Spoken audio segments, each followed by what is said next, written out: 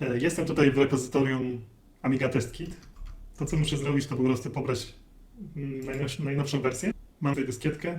No i tę dyskietkę po prostu muszę przekopiować sobie na mojego gotka, nie wiem jak to się mówi. Możecie mi poprawić. No, ja sobie tutaj pyknę, skopiowane. No dobra.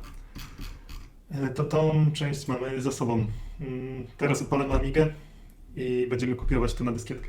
To, co teraz potrzebujemy, to jest taka oto dyskietka z programem Xcopy, żeby móc przekopiować dyskietkę, którą mamy na pendrive, na prawdziwą dyskietkę, którą użyjemy w Amidze. No i potrzebujemy takie oto urządzenie, które nazywa się Gotek, użyjemy pendrive'a. Więc to, co ja teraz muszę zrobić, to włożyć tego pendrive'a do środka i muszę to podłączyć do Amigi, do włącza na stację dyskietki. Jeszcze jedna rzecz, muszę znaleźć dyskietkę, na którą nagram ten Amiga Test Kit. Znalazłem jakąś dyskietkę, mam nadzieję, że ona będzie dostępna, ale to zobaczymy. No to teraz włożę Xcopy do Amigi i odpalam. Teraz to, co muszę zrobić, to pewnie tego nie będziecie widzieć, ale jest taki pokrętło i muszę tutaj wybrać ten Amiga Test Kit. Ok, zaznaczyłem Amiga Test Kit. Teraz odpalimy sobie Xcopy. A to, co my teraz chcemy zrobić, to przekopiować z Drive 1, bo on jest widoczny, Gotek jest widoczny w Drive 1 na Drive 0, czyli na stację dyskietek.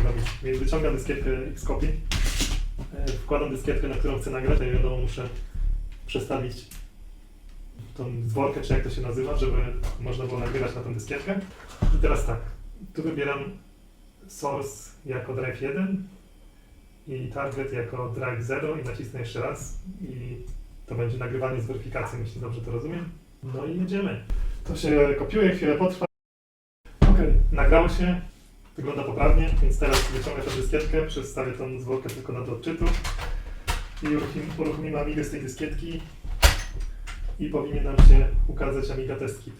No, zobaczymy, czy to działa. No i mamy Amiga Test Kit. Myślę, że jeśli chodzi o ten film, to już koniec, bo jakby celem tego filmu było pokazanie tylko, jak przegrywać programy z komputera na Amigę, a w następnym filmie pokażę wam testy mojej Amigi 600 wyciągniętej z piwnicy po 20 latach.